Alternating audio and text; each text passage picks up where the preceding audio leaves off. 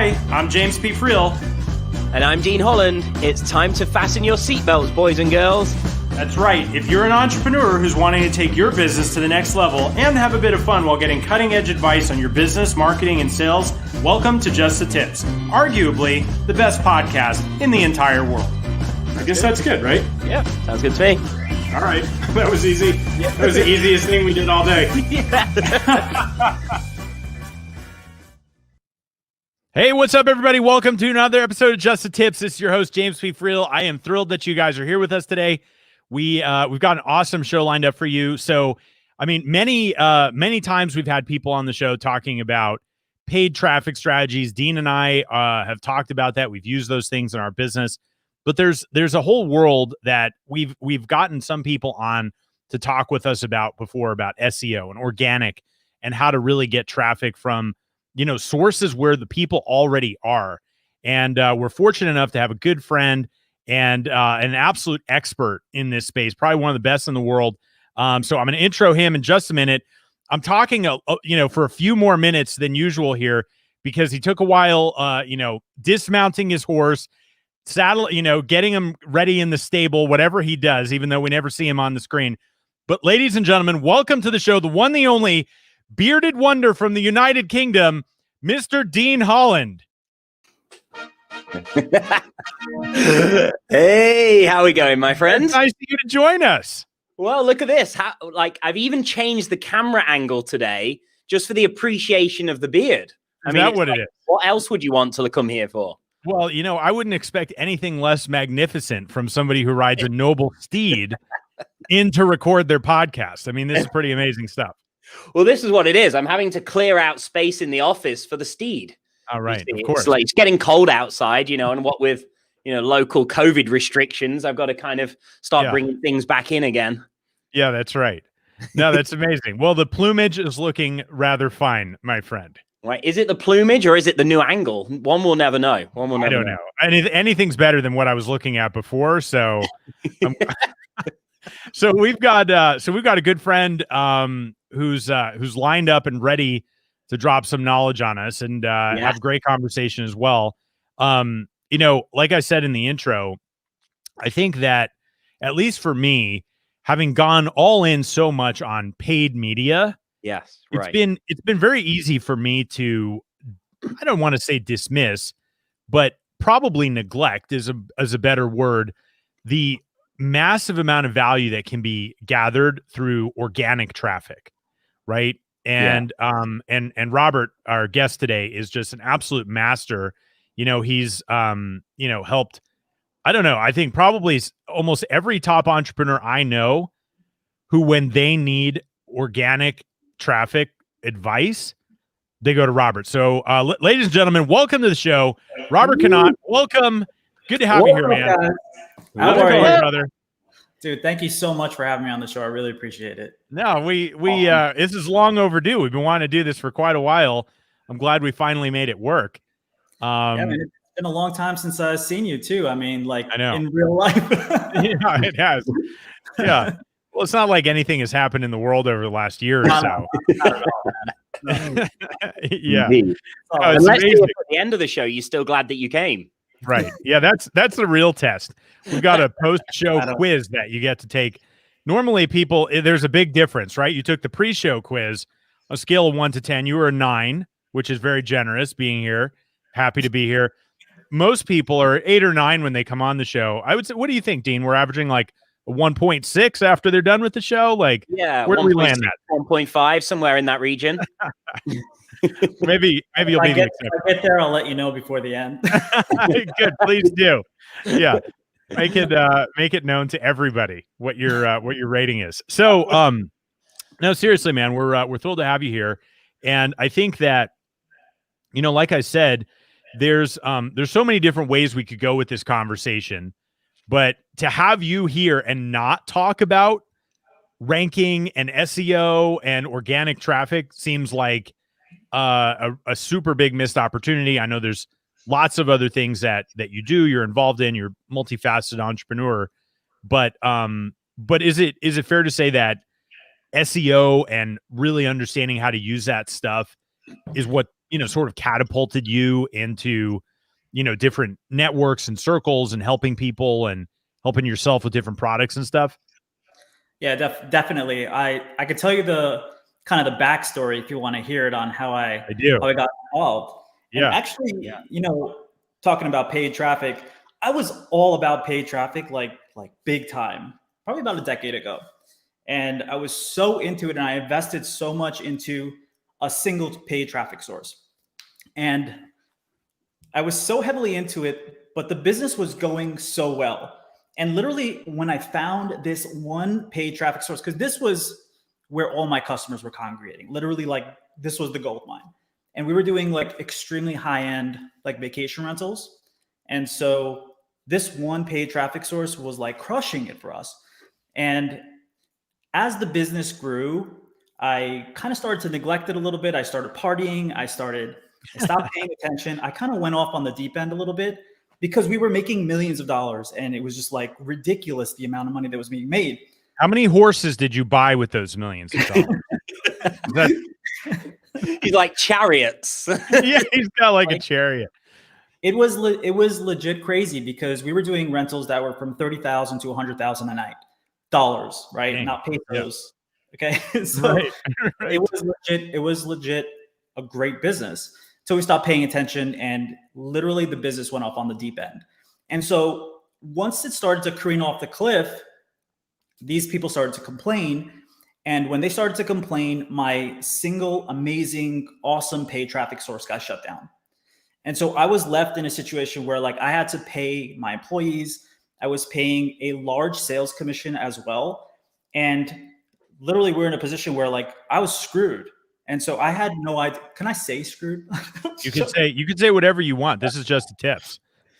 Saying screwed gets us put back into a PG category. Yeah, yeah, that's right. It's good for us to do that thing. Very family-oriented way of saying something that somebody might say differently. So carry on.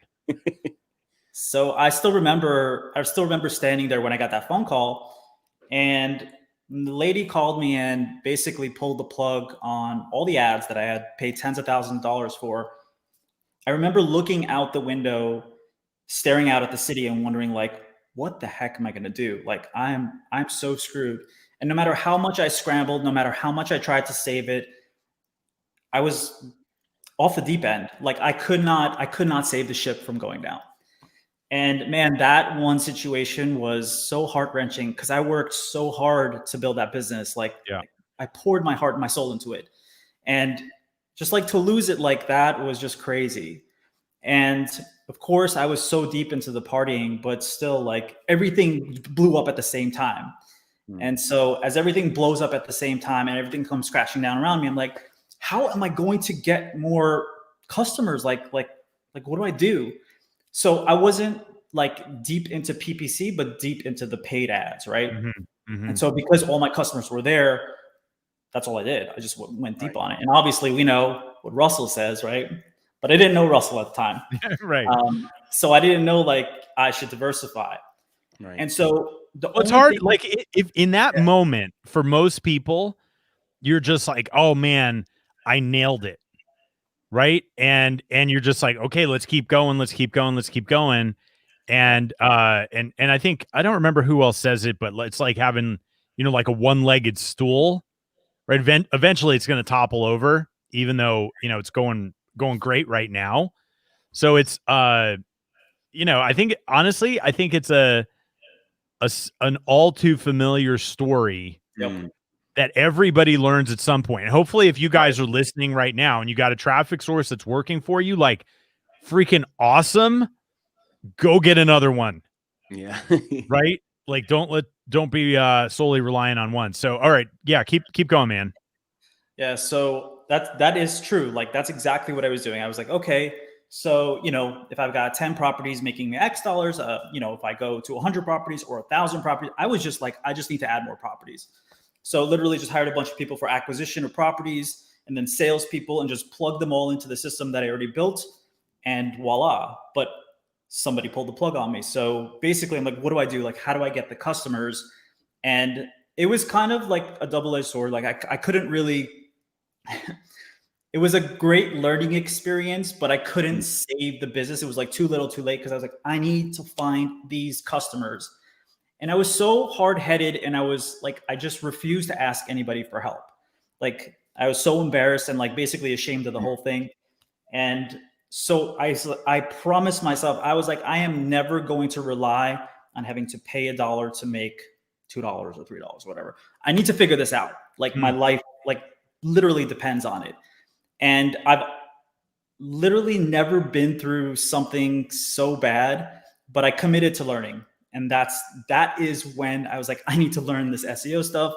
And that was exactly when I started to dive deep. So that was about a decade or so ago. Wow. I don't think I knew that story. I just like when I met you, you came already packaged up as the SEO guy. Yeah. And I guess I wrongly assumed like you had just, planted your roots and that's how you got started. I didn't know there was that sort of like do or die moment where paid media sort of just like slapped you in the face like that. Yep. It was such a terrible experience, but definitely eye-opening. And, I've always been I think I told you, like, I've been an engineer, like a software engineer. Yes. So I've already kind of understand computers and algorithms and stuff like that. But man, like Google SEO really kicks your butt because you don't know what's going on. Like you could be doing something and you'll go up and then you'll fall down and you go up. Yeah. And so really kind of digging deep into the fundamentals I was like, man, I got to figure this out. Like what really makes this thing tick? And of course, you go out there and you read. I read everything I could and watched every video I could, but everybody had a different take on it. It's like, what the heck, like actually really works. So that was really when I just went so deep into it, man. And, yeah. Well, this, really it's so interesting because I'm sure there are people who are listening or will be listening on replay or whatever, who are like, you know what, that whole story you just told about paid traffic, like I got slapped from Google, like with organic traffic. Like, why is this any different? Right. And I think even when I met you, I don't know, what was it, like 3 years ago or 4 years ago or something like that. Yeah. One of the first questions I had for you, like, I don't even remember if you remember this. I was just like, all right, dude, is this black hat, gray hat, or white hat? Like, what are you doing here? Is this like, is this sustainable? Because this organic stuff, I feel like there's so many people out there who are like, okay, like, here's how you can trick Google and here's how you can, trick the algorithms and just like, dump all these links onto your page. And then, it's like unusable as a user. And the thing that I loved about the approach that you took and take is it's based on like these principles that are unchanging by really understanding how Google wants you to do things and how it works and all this other stuff. And that's when I was like, all right, this dude's legit. Cause I love that approach. Yeah. So funny thing is that was also a very tough learning lesson. Cause when I started to learn about SEO, I was like, Mom, I got to help you. My mom's in the jewelry business. I mean, she designs beautiful jewelry. It's like, I got to help you. Like, let me like help you with your domain. Let me get you ranking and stuff. And she always struggled with it. And I literally destroyed my mom's domain because I blasted so many links at it. I blasted like and I bought like hundreds of thousands of links. I was like, I'm going to just keep buying links and buying links because that's what I originally read. Right. Yeah. And I basically destroyed the domain. Obviously we got her a different domain. Like she's like, thanks for the help, buddy. It was so embarrassing because I learned the hard way. Yeah. Like I was like, okay, and then I was like, okay, like maybe if I buy links, but change the text and instead of just having a certain text one time, I rotate text and make some general links and some kind of organic looking links, but that's not the approach. So obviously that was a huge learning lesson also, but I mean, there's so much stuff that like when you dive deep into it, like you understand. And I don't want to like geek out, but I will explain all the fundamentals so it kind of makes sense. But the cool thing about this is, like, for example, some of the stuff in SEO works really, really well for funnels too. Like a big problem with a lot of sales funnels is the bounce rate because of site speed. And so there are definitely tweaks and stuff that can be made to paid funnels, like to any type of paid landing page to speed it up so that they don't bounce. And so in SEO, one of the things is site speed and usability and stuff like that. But this, like all this stuff, this is not just like, let's just geek out on like organic stuff. Like this makes a massive difference on any paid funnel, like paid traffic, anything like that. Like all these fundamentals work across the board. And so when you and I actually met, like I had learned all these things the hard way. And I was like, I'm going like fully white hat. I'm just gonna do this the right way.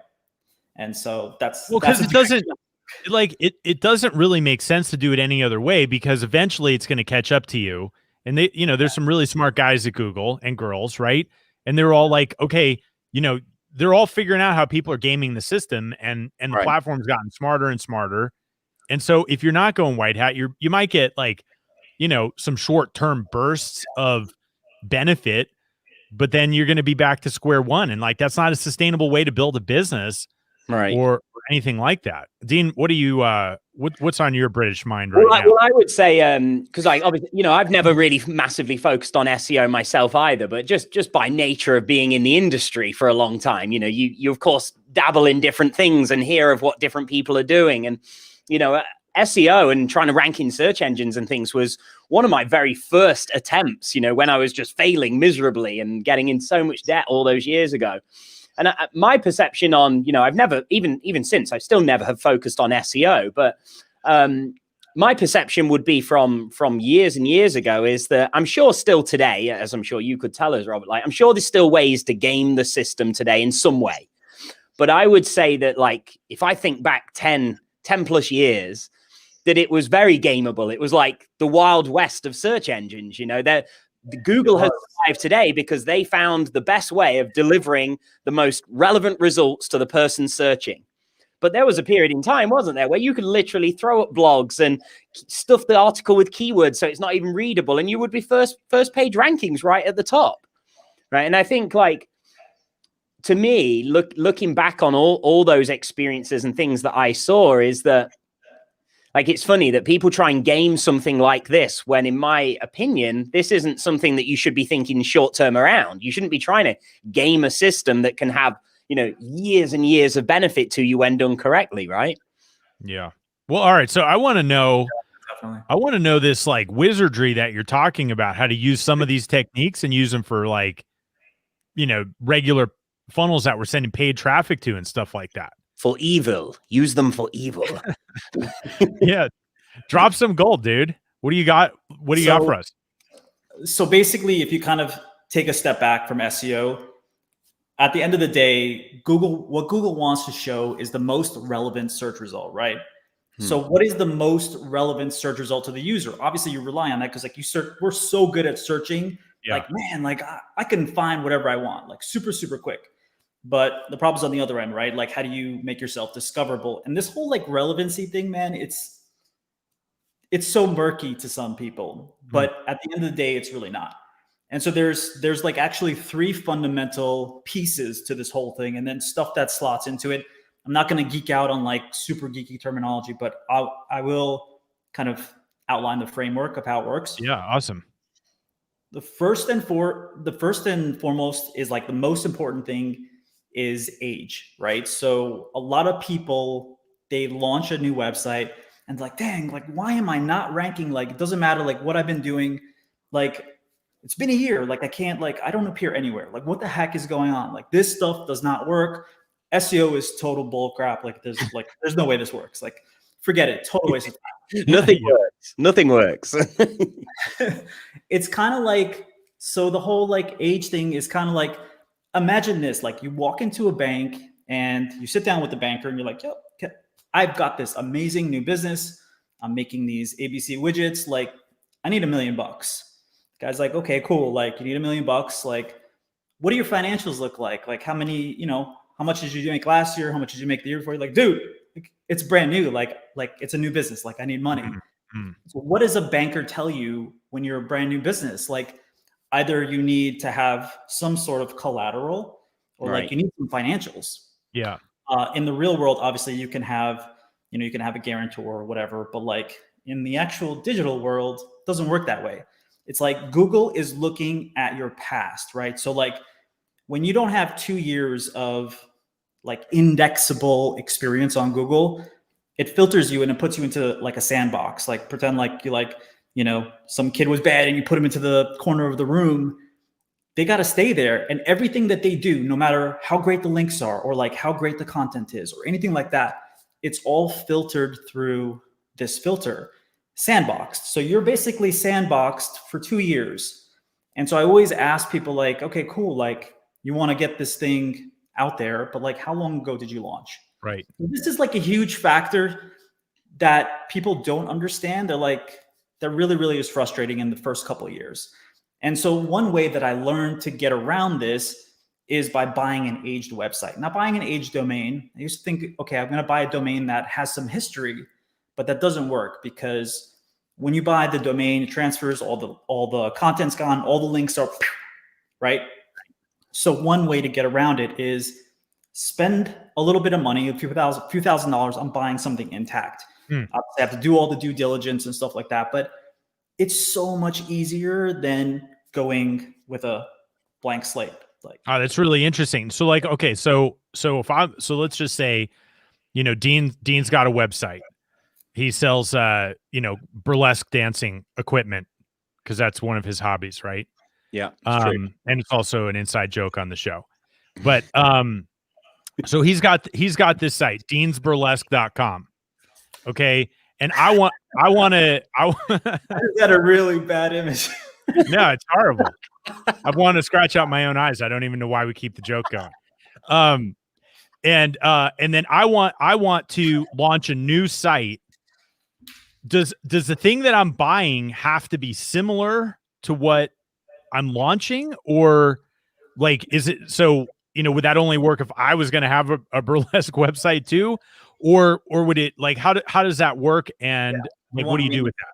You want to be in the same niche. So okay. Like, don't buy like an aged healthcare website and expect to sell, stuff for burlesque, like wear. Right.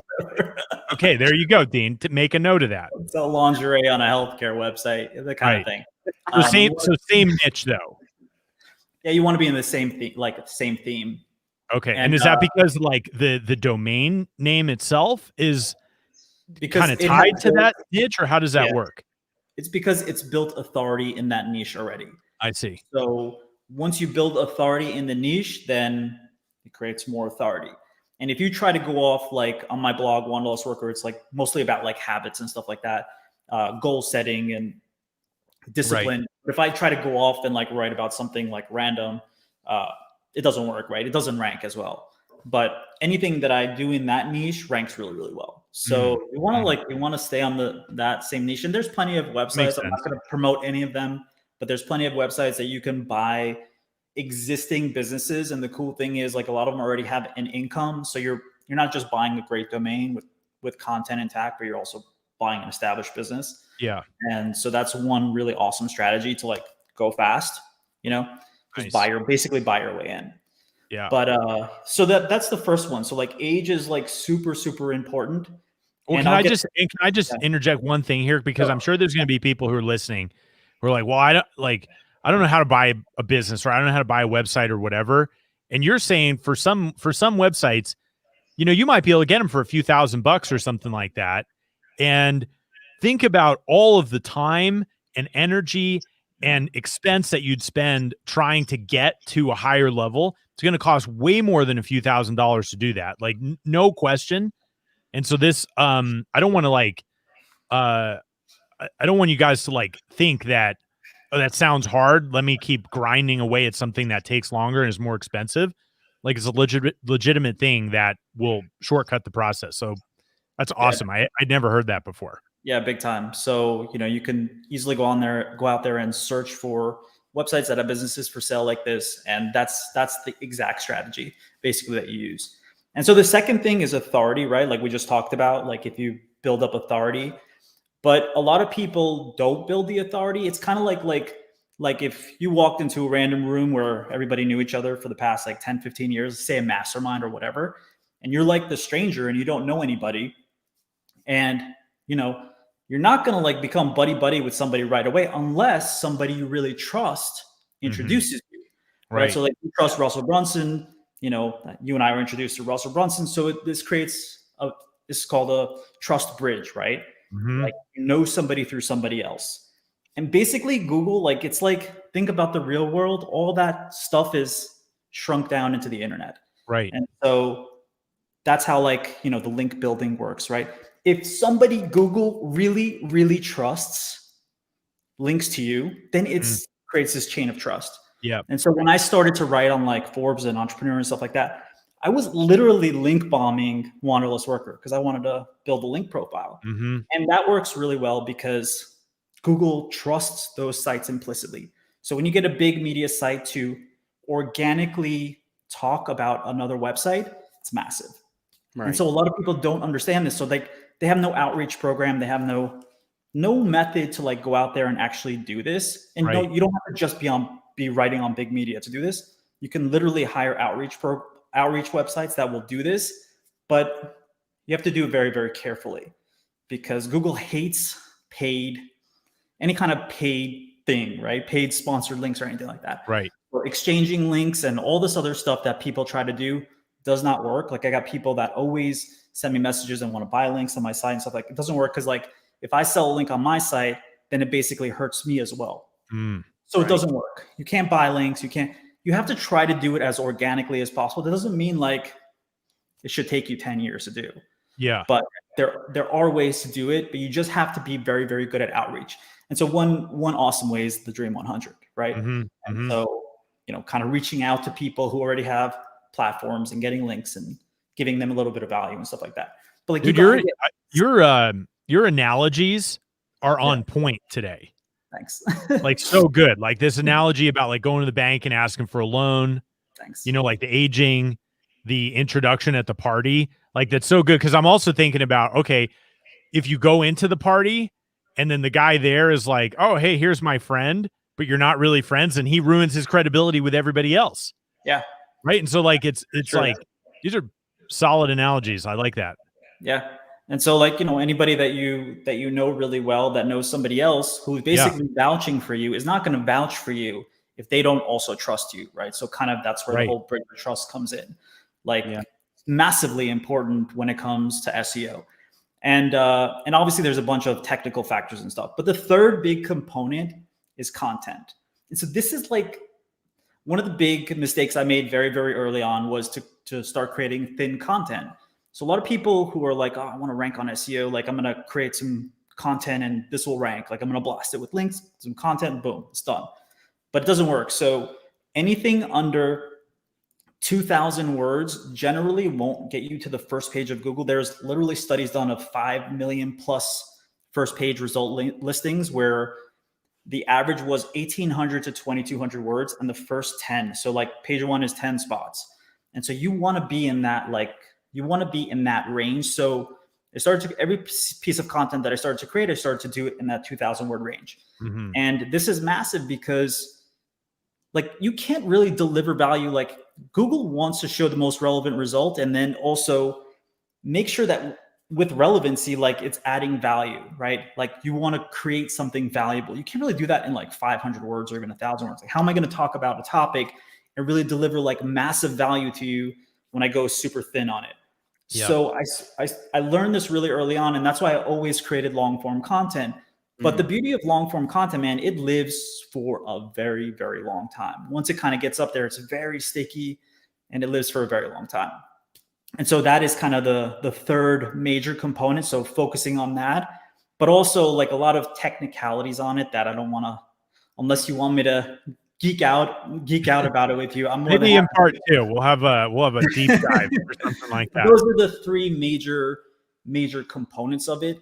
And obviously the technicalities are like, does it load quickly, right? Like ever go to a website and you're like, dang, like it's not loading, like, oh, screw this, I'm gonna go somewhere else. People know that, right? So like the bounce thing is huge for paid traffic as well, because when you start to take a look carefully at the paid ads that you're running in the traffic and you start to see a big bounce rate, which happens a lot on paid ads. And if you notice some like 8 and 9 figure entrepreneurs, they start to do very, very condensed pages where it's just literally like a little sign up form. Like Kevin David has been doing this a lot lately. He moved away from like a lot of the video and imagery and just go into a little box with like, you know, get my case study or whatever. the reason why they're doing that is just because of the bounce rate. And the bounce rate is obviously for paid ads, it's big, but also for Google, it's big as well. Obviously for Google, you're going to need to like lace in some content with it, but getting the site to load quickly and usable, you know, it wants that. And mobile usability is big too. So awesome, man. Awesome. So I want to let's talk through like a practical question, a non burlesque question. I know that, you know, burning on Dean's heart right now, but we're just, it's got the topic of this show really wrong. So Dean's got a e-com company. I have one of my companies, an e-com company. And so you're saying, okay, you know, 1,800, 2,200 words or whatever on a landing page like that. For me, when I think about that immediately, I'm like, oh, like that would be some sort of value add blog post or article or something like that. Are you suggesting that for e-com stuff, like you would have those types of blog articles on the site somewhere to like help with that ranking, or how would you use that for something like that? So like to quicken the pace of the organic thing, I would build the actual great content and I would drive paid traffic to it as well. And so as long as it creates a massive amount of value, because naturally like it's going to gain links, but it's very, very slow organically unless you have a lot of authority and you start posting about stuff that, you know, you've already been posting about. But on the actual e-commerce side, like I would make 10 to 20 really, really massive value posts like MVPs. Yeah. And actually the MVPs are much more than 2,200 words. I would go to like the 5,000 word type of range, but like, don't just like throw blobs on there, but like make it so that it also converts as well. So it all goes into your landing page, you know, make them add art and stuff like that. And so I would just basically take that single approach. Awesome. Yeah, that's really cool. Yeah, because I'm like thinking about what you guys have going on, Dean, right? With the cosmetic brand. Yeah. There's so many like trainings that Robin has done. Right. It's like, oh man, how many of those could you turn into like, you know, these 5,000 word blog posts or whatever that get people to take that first action and help you guys rank higher for, you know, whatever the keywords that you guys are trying to compete for are. Yeah, for sure. Yeah, it's interesting just like even having this conversation because admittedly, you know, I've just focused on direct response, paid ads. But, you know, I'll definitely say looking back now, one of the things that I look at is like, oh, I wish I'd have done this stuff 10 years ago and carried on. You know, because at the time you think like, oh, how do I get the quickest result now? You know, you're not thinking of 5 years down the line, 10 years down the line, but 10 years down the line, you look back and wish you did, you know? So I think it's the whole thing is just like a fascinating subject. Like even now, like you're talking about with the e-commerce side, like we do blog posts every week, but they're just a video with no text. You know, it's like we're just not thinking in the way that this conversation is talking about. It's definitely opening my mind to like, oh, we need to think more about what we're doing. Because I think a lot of it is, you know, it's just about working a bit smarter. We're already doing some of these things. We're just not doing it in the context of this conversation and this goal. That's why you tune into Just the Tips, Dean, because you learn stuff. That is exactly why you choose Just the Tips. Yeah, like I would take that video content and repurpose it, right? So have it transcribed and then have somebody who's good at SEO to basically lay it out in a way that it makes sense, right? It's targeting your keyword, but not keyword. It's not keyword stuffing, right? It's like, yeah. There's something called LSI, which is basically Google hates if you try to rank for something. Shockingly, if you try really, really hard to rank for something, it doesn't let you rank for it because naturally, like one of the first things I started to do was like, all right, I got to have this keyword appear like 100 times for every 1,000 words or whatever it was, right? You have to meet a certain keyword density. I thought it was all about that. But it's not, right? Google understands something called LSI, which is latent semantic indexing. It's just a fancy way of saying like it knows how to compare different words to know that, okay, you are talking about this, right? Again, relevancy. So then I was like, okay, like I got to make it sound really, really natural, but still make Google know that I'm going for this keyword. Right. So writing for search engine, Google wants you to write for humans, but you kind of still have to think about the search engine. Yeah. So, Right. Yeah, that's I interesting. what, I mean, like sort of, the more you talk about this, and it's just resonating with the way in which I think about like paid ads. We've obviously got a lot of clients and things that are advertising on things like Facebook, YouTube. And, I always, people always talk about, oh, I've had my ad account shut down, or this ads won't get through and I don't know why. And I always have this analogy of understanding the park that you're playing in, understand the rules.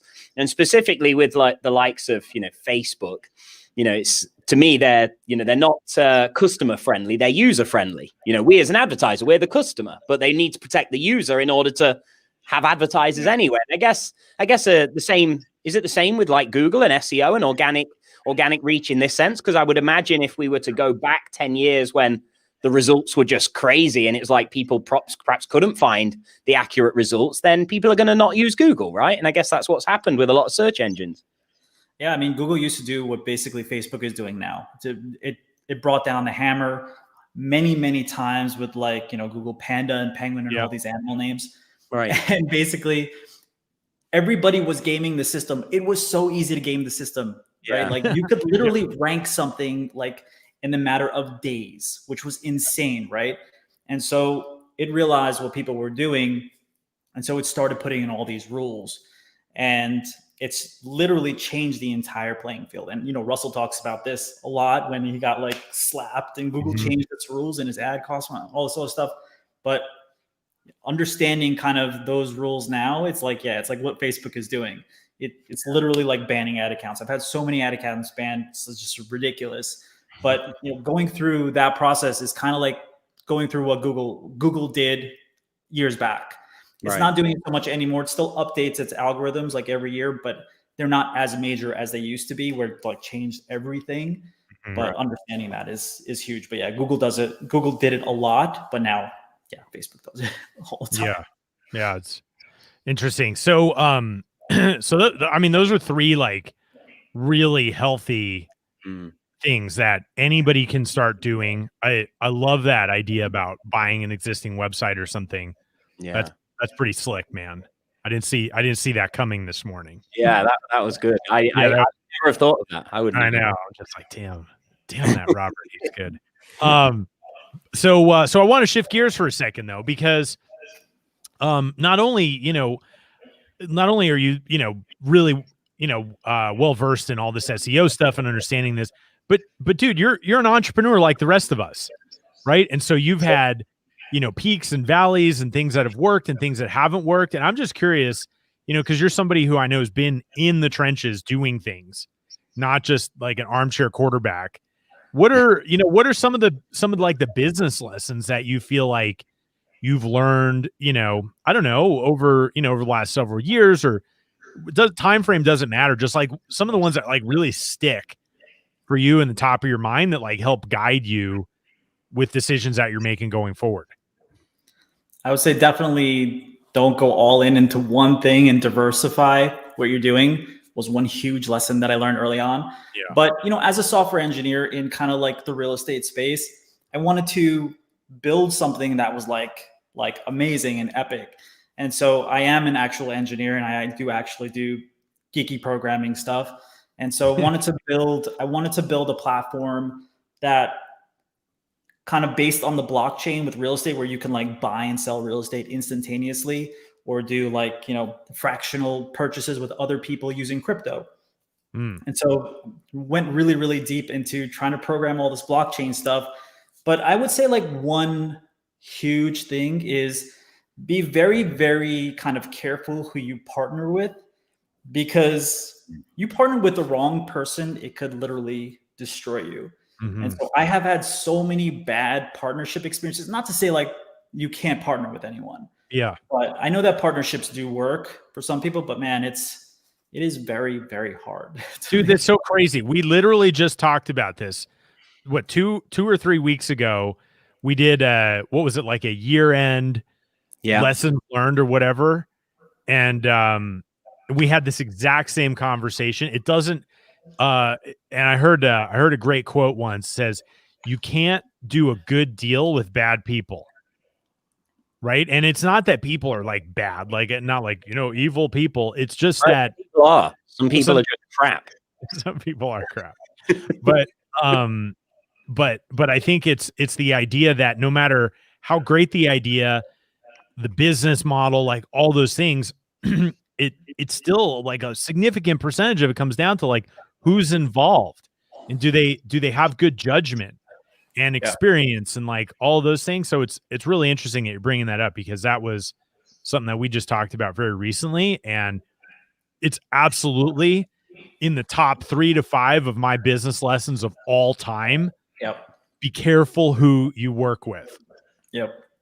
Yeah. Definitely. And ego is a huge thing, man. So I think egos get in the way of a lot of stuff. So, whether it's your own ego or whether it's, the person who you're working with's ego, and things can very, very quickly spiral out of control. So you got to be really careful who you work with. Yeah. Big time.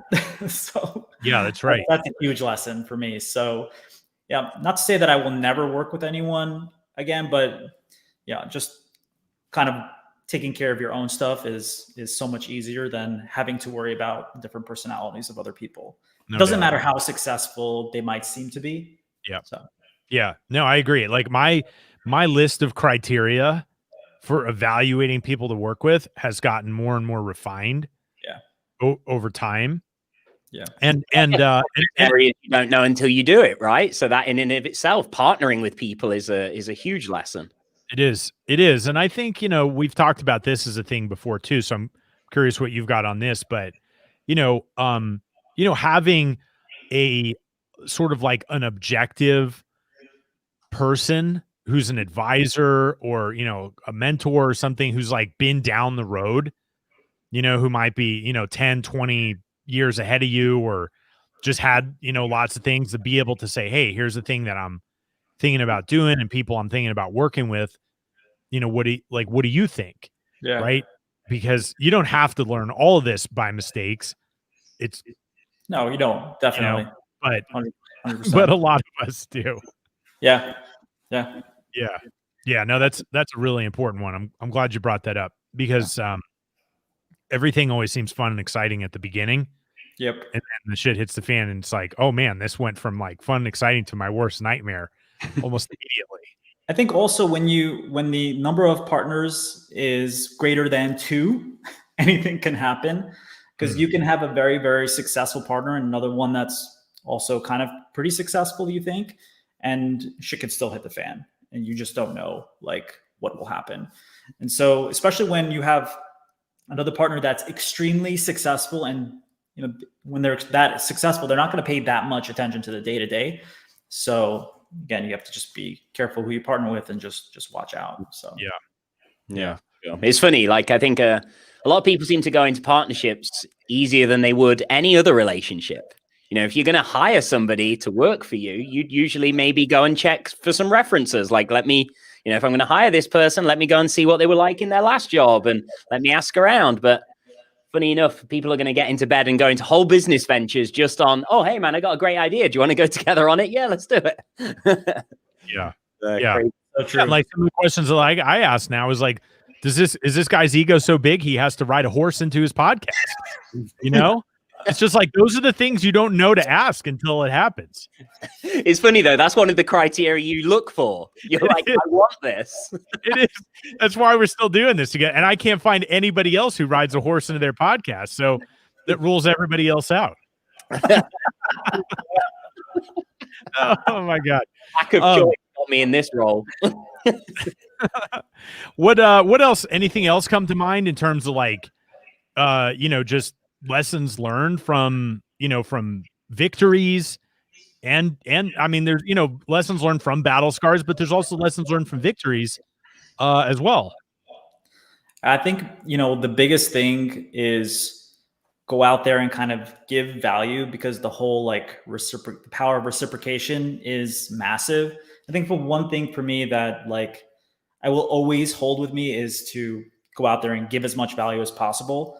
Because when I basically started writing for big media and I got into another partnership that kind of collapsed, where I was thinking like, I'm going to go do this whole like vacation thing again, and basically had the business taken from me, I just went out there and I was like, all right, I'm just going to go start giving value to every single person I know. That's kind of like when I met Russell and all these other kind of great people like Roland Frasier.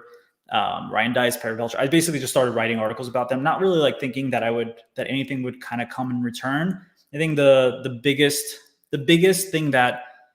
problem that like most people have is that they are scarcity minded. And when you are kind of scarcity minded, you don't want to go out there and think to help other people.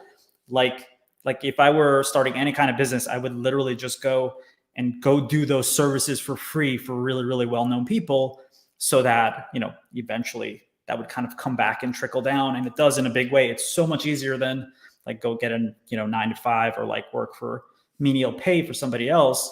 So by giving massive value to people, like ultimately it comes back, right? The power of reciprocity is huge. And I don't think I need to kind of tell you guys that, but I would definitely recommend that. So like if you're out there and you're just starting out as like an entrepreneur, you just want to kind of build a business, a side hustle or whatever, like go reach out to like really, really well-known popular people or even big businesses and just go hustle and do the work for free. And it's so counterintuitive because you're like, why would I go and do stuff for free? But something crazy happens when you help people, right? Yeah. And you're not really, and you go out there without the expectation of anything in return. And you can't say to yourself, oh man, like I helped this person and like I got nothing out of it. Like if you have that mindset for even a moment, then it doesn't work. Right. Yeah, no, you're absolutely right. Not to get off this lesson, but I just noticed we had a really good question in the comments here, going back to some of the SEO stuff. 2 questions, actually. 2 questions. All right. Well, I guess there are 2 questions here. So Roger has a question. He says, there's people listening to this right now. Yeah, no, yeah, absolutely. About 1 million people right now in Shenzhen. Yeah, no, they're people listen for sure. So, and it's not just Dean's mom anymore. It was Dean's mom up until just last week. So, like, we got a second listener today. No, we lost the mom, so we're back down to 1. Right. Yeah, she stopped listening. So he said, if I get an old site, do I need to just mask the domain, or must I keep the original domain? No, you have to keep the domain. Right. You can't like try to mask it or redirect it or anything. It doesn't work. So basically that specific domain and the pages and the content, which already have links and authority out there, you cannot match those because Google has a historical indexing of all of it, right? That's part of the aging that they like. Yeah. So you can't really circumvent that as much as you want to try to circumvent it. Like go get the domain with the content that's already established and, already kind of ranking in that niche for stuff. Doesn't have to rank number 1. Use that as like your starting point. You can't try to change the domain or any of that other stuff. Yeah. That's literally the strategy that works. Like Got that'll literally shave years off of your schedule. And depending on the domain that you get, I mean, gosh, it could totally catapult you forward. Yeah. And just for anyone listening, I don't know, you can correct me if I'm wrong on this, team, but is deansburlesque.com for sale right now? No, no, it's not. All right. I misspoke. I apologize to everybody.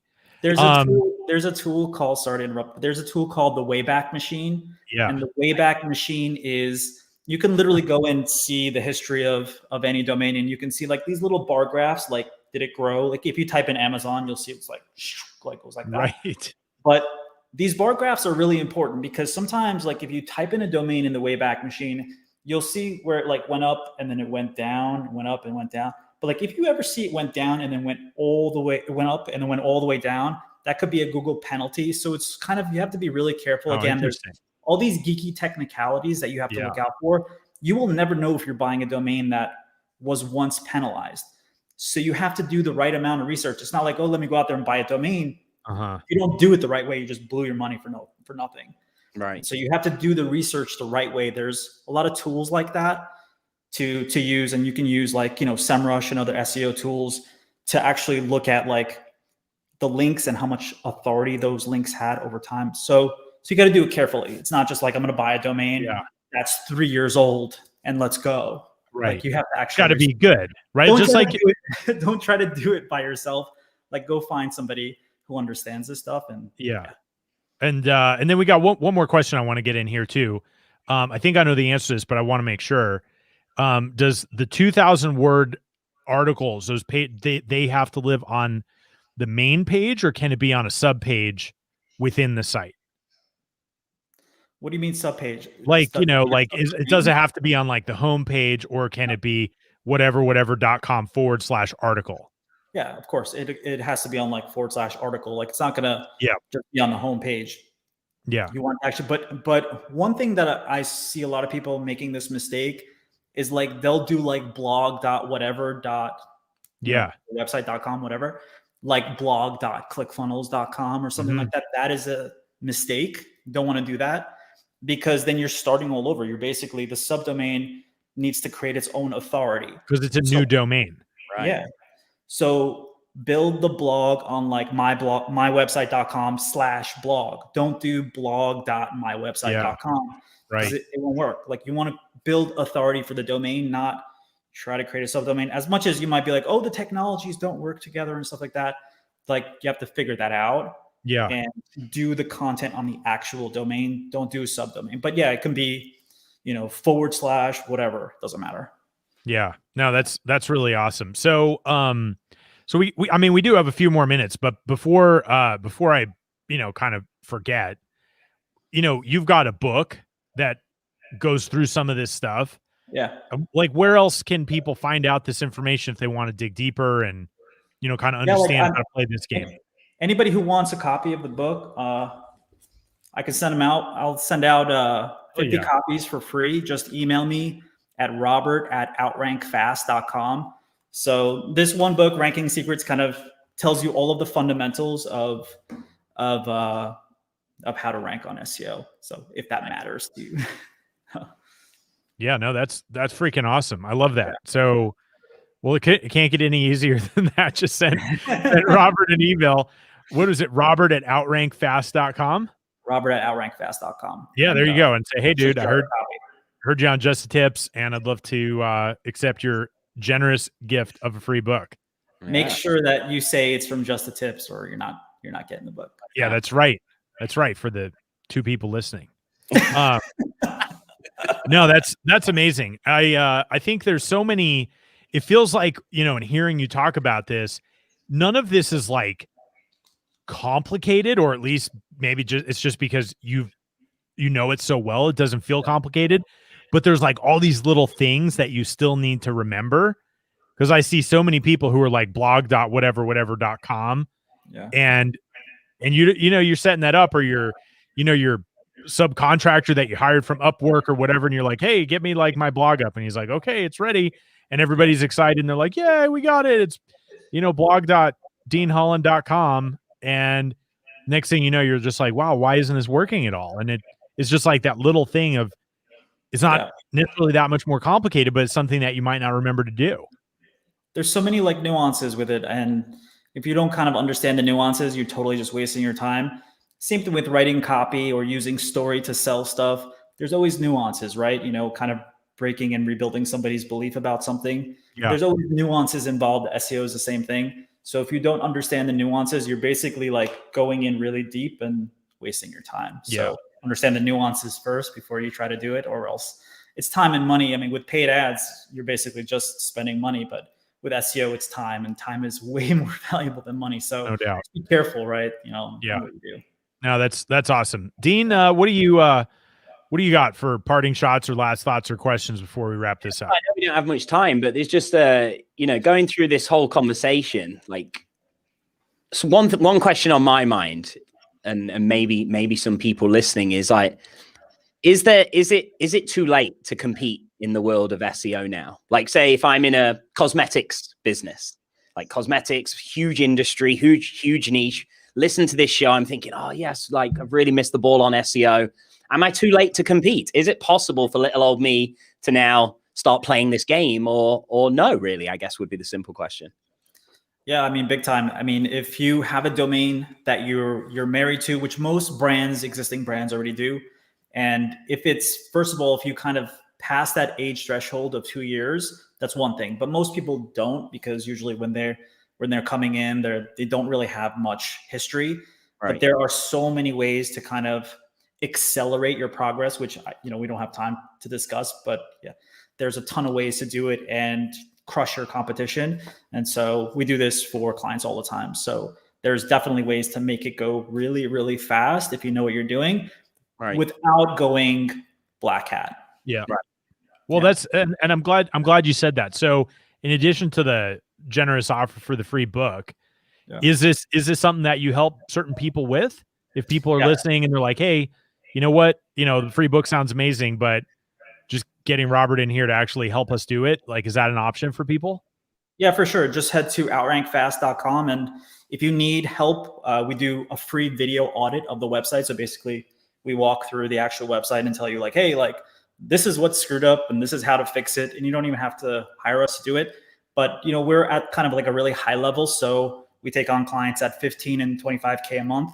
And so if you have that money to spend, we're more than happy to help you. If you don't, happy to do a free audit and help you walk through and figure out what's messed up and how to fix it. Yeah. No, that's amazing. That's I think that's great. Something for everybody right there, from the free book to free audit to help if you're, at a level that you can support that. So, we're going to wrap it up here, man. Dude, it's so good seeing you. So good to connect. I'm really, really happy we're able to make this happen. And I think just, going through your book and your content, like the analogies and the ways that you're looking at this stuff. And I love the thing that you brought up where it's not like, oh, do SEO or paid traffic. I feel like you've got such a balanced approach to, well, you can do both and it doesn't have to take forever to do the SEO stuff. So like, why not create that stable foundation? It's just such a fresh perspective and I really, really appreciate it. Yeah. Thanks, man. Yeah. It just converts really, really well on organic. So I think you're kind of missing the boat if you are running paid ads, like a lot of the people we work with are running paid ads. Yeah. To not go into organic because it converts so much higher. I always pass the ads when I look for something and go to the first organic listing, which a lot of people do, but I do too. Yeah, it's interesting. Yeah, that's awesome. Yeah, I'm just like, even if it's the same thing, as a marketer, I'm like, oh, I'm not going to click. I'm just going to go to the organic because I don't want to pay for the click. Yeah, it's funny. It's funny. Yeah. Like I'm a polite browser or something. I don't know. It's really weird.